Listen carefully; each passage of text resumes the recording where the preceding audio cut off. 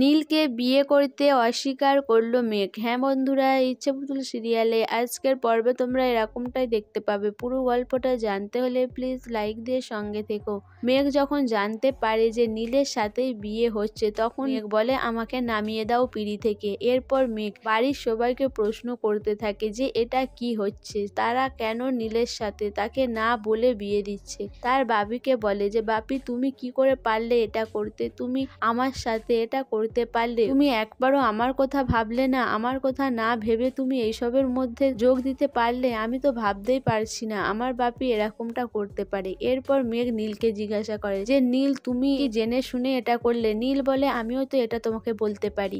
তখন মেঘ বলে যে আমি আগে তোমাকে প্রশ্ন করেছি, আর আমাকে যদি প্রশ্ন করো যে না আমি জানতাম না। এরপর নীলও বলে যে আমিও জানতাম না, আমি জানলে কি আর তোমাকে কি বলতাম না। এরপর মেঘ বলে আমি কিছুতেই এই বিয়েটা করতে পারবো না। এই বলে মেঘ ওখান থেকে চলে যায়। নীলও রেগে যায়। নীলের বাড়ির লোক নীলকে জিজ্ঞাসা করে যে মেঘ আছে বলেই কি এখানে মেঘকে বিয়ে করতে চাইছে না, অন্য মেয়ে হলে কি বিয়ে করতো? মেঘকে কি পছন্দ নয় নীলের? তখন নীল জানায় যে মেঘকে পছন্দ নয় সে একবারও বলেনি, মেঘকে সে পছন্দ করে আর মেঘকে সে ভালোবাসে আর সারা জীবন ভালোবাসবে।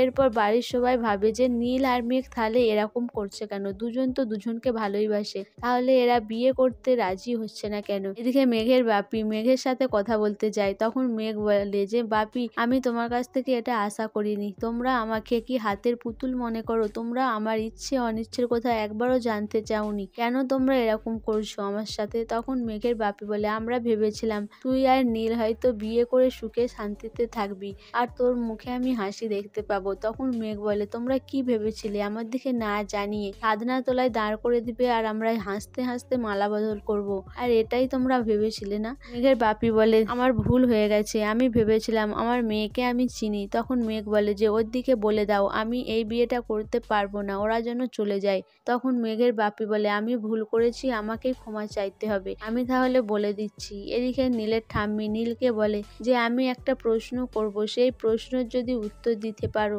তাহলে তোমরা যা বলবে তাই হবে, আর না যদি ঠিকঠাক উত্তর দিতে পারো তাহলে আমি যা বলবো তাই হবে। নীল সেটা মেনে নেয়, কিন্তু মেঘ বলে যা হবে সেটা দেখা যাবে, আমি কোনো কথা দিতে পারছি না। নীলের ঠাম্মি বলে যে তুমি বিয়ে করতে রাজি হচ্ছ না কারণ তোমার সাথে মেঘের বিয়ে হচ্ছে, সেটা আমরা জানাইনি, সবকিছুটা তোমাকে আড়াল করে গেছি, আর সেই কারণেই তুমি রেগে গেছো, আর সেই জন্যই তুমি বিয়ে করতে চাইছো না। তাহলে মেঘ দিদি ভাই তোমার কারণটা কি, তুমি কিসের জন্য নীলকে বিয়ে করতে চাইছো না তুমি বলো। সো বন্ধুরা, মেঘ কি বলবে যে সে কি কারণে নীলকে বিয়ে করতে চাইছে না? না মেঘ বরাবরের মতোই তার মনের কথা সে মনের মধ্যেই চেপে রেখে দিবে? তোমাদের কি মনে হয় অবশ্যই আমাকে কমেন্ট করে জানাবে। আর আমার ভিডিওটা ভালো লাগলে প্লিজ সাবস্ক্রাইব করে দিও আর লাইক কমেন্ট শেয়ার করো।